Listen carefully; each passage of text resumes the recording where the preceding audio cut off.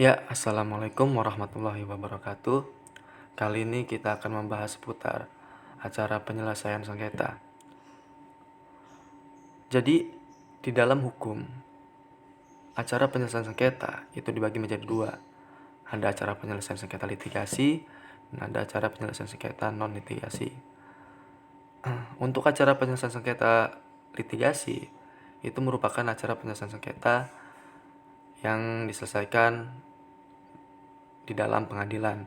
Dan untuk acara penyelesaian sengketa non litigasi itu penyelesaiannya diselesaikan di luar pengadilan. Karena kali ini kita berpatok dengan tugas dari mata kuliah alternatif penyelesaian sengketa, jadi untuk pokok pembahasan kita kali ini akan lebih condong ke alternatif penyelesaian sengketa. Jadi di dalam alternatif penyelesaian sengketa itu merupakan acara penyelesaian sengketa, atau bisa dibilang dia ini termasuk acara penyelesaian sengketa di luar pengadilan atau non litigasi. Makanya dia dibilang alternatif penyelesaian sengketa. Jadi di dalam alternatif penyelesaian sengketa itu ada yang namanya konsultasi, negosiasi, mediasi, konsiliasi, dan arbitrase, kurang lebih seperti itu. Jadi kali ini saya akan membahas ke mediasinya ya.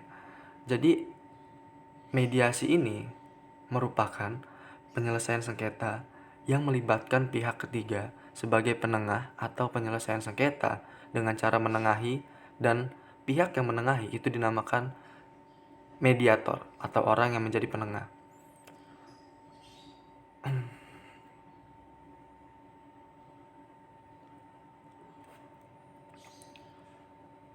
Mengacu pada pasal 6 ayat 3 Undang-Undang Nomor 30 Tahun 1999,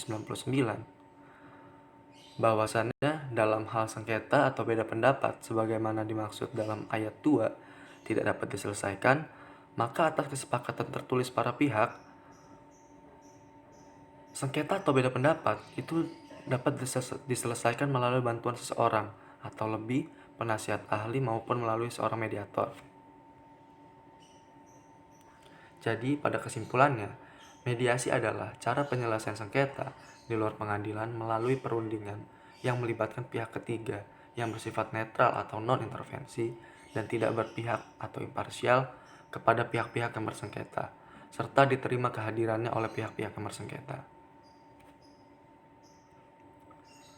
Kemudian, pihak ketiga tersebut yang dimaksud adalah biasa disebut dengan mediator atau penengah, yang tugasnya hanya membantu pihak-pihak yang bersengketa dalam menyelesaikan masalahnya dan tidak mempunyai kewenangan untuk mengambil keputusan. Jadi, mediator hanya bertindak sebagai fasilitator saja. Dengan mediasi, itu dapat diharapkan tercapainya titik temu penyelesaian masalah atau sengketa yang dihadapi oleh para pihak, yang selanjutnya akan dituangkan sebagai kesepakatan bersama. Pengambilan keputusan pun tidak berada di tangan mediator, tetapi di tangan para pihak yang bersengketa.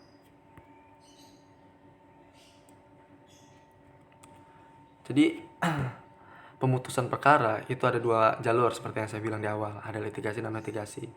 Untuk pemutusan perkara baik melalui litigasi ataupun arbitrase, itu dia sifatnya formal, memaksa, menengok ke belakang, bercirikan pertentangan dan berdasarkan hak-hak. Artinya, apabila pihak-pihak melalui penyelesaian sengketa lewat litigasi, maka prosedur pemutusan perkara itu diatur dengan ketentuan-ketentuan yang sangat ketat, dan suatu konklusi pihak ketiga menyangkut kejadian-kejadian lampau dan hak serta kewajiban legal masing-masing pihak akan menentukan hasilnya.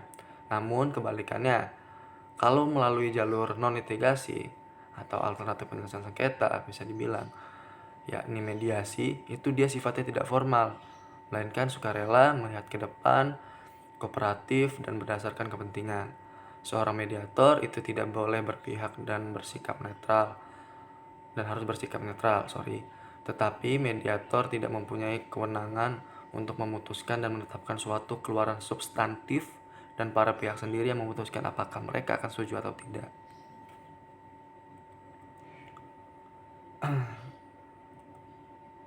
Jadi ada beberapa manfaat di dalam proses penyelesaian sengketa melalui jalur mediasi ini.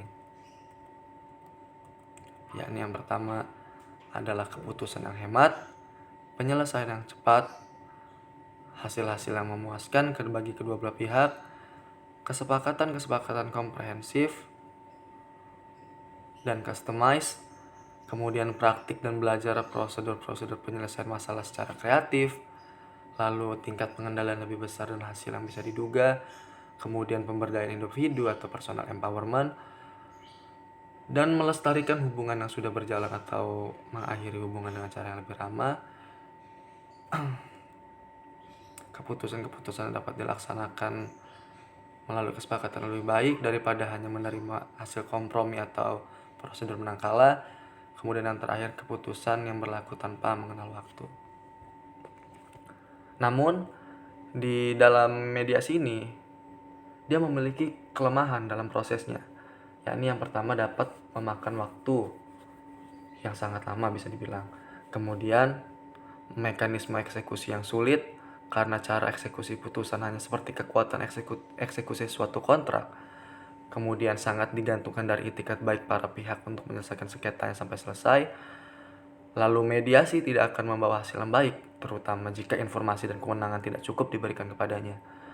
Kemudian jika lawyer tidak dilibatkan dalam proses mediasi, kemungkinan adanya fakta-fakta hukum yang penting yang tidak disampaikan kepada mediator, sehingga putusannya akan menjadi bias.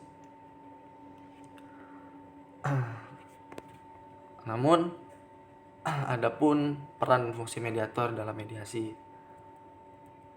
Yang pertama, seorang mediator tidak hanya bertindak sebagai penengah, yang hanya bertindak sebagai penyelenggara dan pemimpin diskusi saja, tetapi ia juga harus membantu para pihak untuk mendesain penyelesaian sengketanya sehingga dapat menghasilkan kesepakatan bersama. Dalam hal tersebut, mediator juga harus memiliki kemampuan untuk mengumpulkan sebanyak mungkin informasi yang nantinya akan digunakan sebagai bahan untuk menyusun dan mengusulkan berbagai pilihan penyelesaian masalah yang disengketakan. Kemudian peran dan fungsi yang kedua, mediator juga akan membantu para pihak dalam menganalisis sengketa atau pilihan penyelesaiannya, sehingga pada akhirnya dapat mengemukakan rumusan kesepakatan bersama sebagai solusi penyelesaian masalah yang juga akan ditindaklanjuti bersama. Adapun sisi peran terlemah, jika mediator hanya melakukan peran-peran seperti di bawah ini. Yang pertama, ia hanya berperan sebagai penyelenggara pertemuan, pemimpin diskusi yang netral, pemelihara atau penjaga aturan-aturan perundingan agar perdebatan dalam proses perundingan berlangsung secara beradab, kemudian pengendalian emosi para pihak, dan pendorong pihak atau peserta perundingan yang kurang mampu atau segan untuk mengungkapkan pandangannya. Jadi, kelima hal tersebut merupakan sisi peran terlemah jika mediator hanya melaksanakan peran-peran tersebut. Adapun sisi peran yang kuat bagi mediator jika ia bertindak atau mengerjakan hal berikut dalam proses perundingan. Yang pertama, mempersiapkan dan membuat notulen perundingan, kemudian merumuskan atau mengartikulasikan titik temu atau kesepakatan para pihak, kemudian membantu para pihak agar menyadari bahwa sengketa bukan sebuah pertarungan untuk dimenangkan, melainkan untuk diselesaikan. Kemudian menyusun dan mengusulkan pelbagai pilihan pemecahan masalah, membantu para pihak untuk menganalisis pelbagai pilihan pemecahan masalah. Jadi itu tadi sisi peran terkuat bila mediator bertindak atau mengerjakan hal-hal berikut di dalam persidangan prosesnya ya. Kemudian ada peran penting bagi mediator, yaitu yang pertama melakukan konflik, identifikasi masalah serta kepentingan-kepentingan kritis, menyusun agenda, memperlancar dan mengendalikan komunikasi, mengajar para pihak dalam proses dan keterampilan tawar-menawar, penyelesaian masalah untuk menciptakan pilihan-pilihan, dan diagnosis sengketa untuk memudahkan penyelesaian sebuah problem.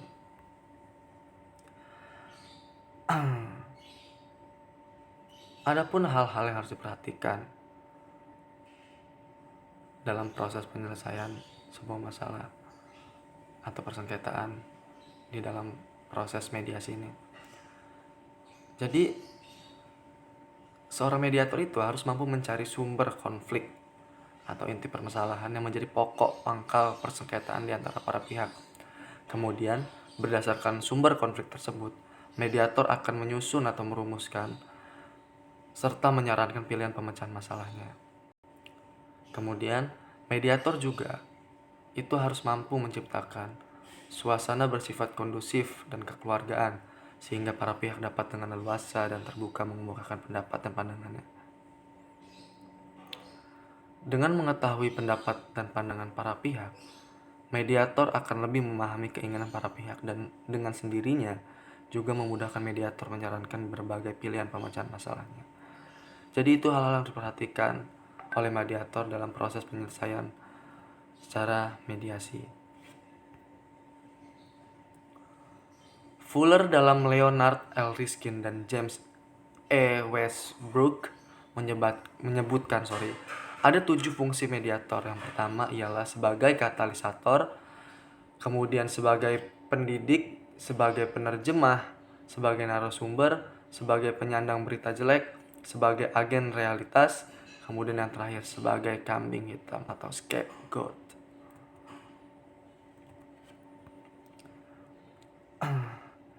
Menurut Christopher Wemore, ada 3 tipologi mediator, yaitu mediator hubungan sosial atau social network mediators, kemudian ada mediator otoritatif atau authoritative mediators, kemudian ada mediator mandiri atau independent mediators.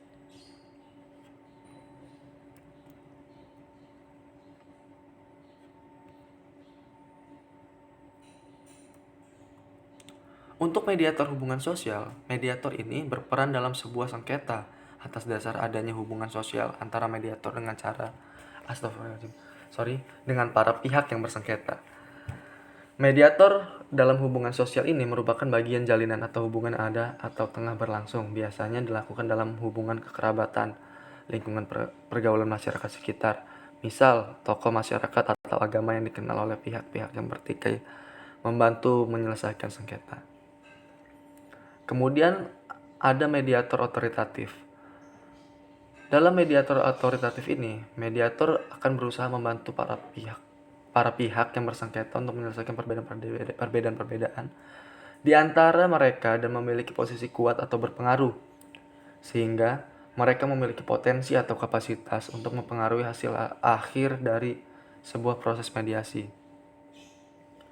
Mediator otoritatif juga dapat memberikan semacam ancaman kepada para pihak bahwa jika para pihak sendiri tidak dapat mencari pemecahan masalah melalui pendekatan kolaboratif atau kooperatif, maka mediator otoritatiflah yang akhirnya membuat kesepakatan untuk penyelesaian yang harus diterima oleh para pihak. Untuk mediator otoritatif ini itu dibedakan lagi atas mediator benevolent atau benevolent mediators, kemudian ada mediator administratif manajerial, kemudian yang terakhir ada mediator vested interest. Untuk mediator benevolent itu dia mempunyai ciri dapat atau tidak memiliki hubungan dengan para pihak, mencari penyelesaian terbaik bagi para pihak, kemudian tidak berpihak dalam hal-hal hasil substantif, kemudian yang terakhir kemungkinan memiliki sumber daya untuk membantu pemantauan dan implementasi kesepakatan. Kemudian ada mediator administratif manajerial. Ia mempunyai ciri, yakni yang pertama memiliki hubungan otoritatif dengan para pihak sebelum dan sesudah sengketa berakhir, kemudian mencari penyelesaian yang diupayakan bersama-sama dengan para pihak dalam ruang lingkup ukuran mandat atau kewenangannya. Lalu berwenang untuk memberi nasihat, saran, dan jika para pihak tidak berhasil mencapai kesepakatan, ia juga berwenang memutuskan perkara. Kemudian kemungkinan memiliki sumber daya untuk membantu pemantauan dan implementasi kesepakatan. Terakhir yang ketiga, ada mediator vested interest.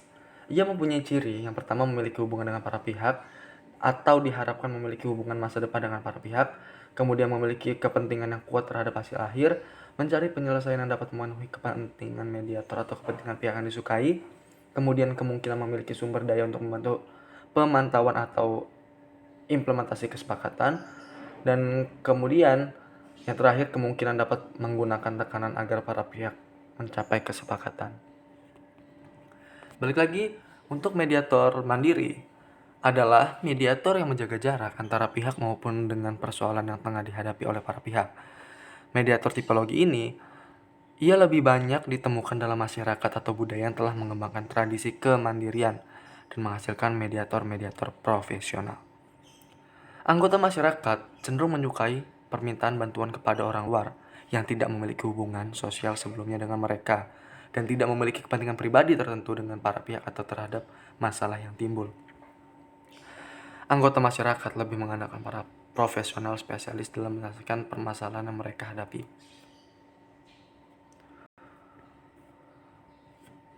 Keadaan tersebut dapat dilihat atau dibuktikan dengan telah lahir dan berkembangnya profesi mediator seperti halnya profesi pengacara, akuntansi, dan dokter.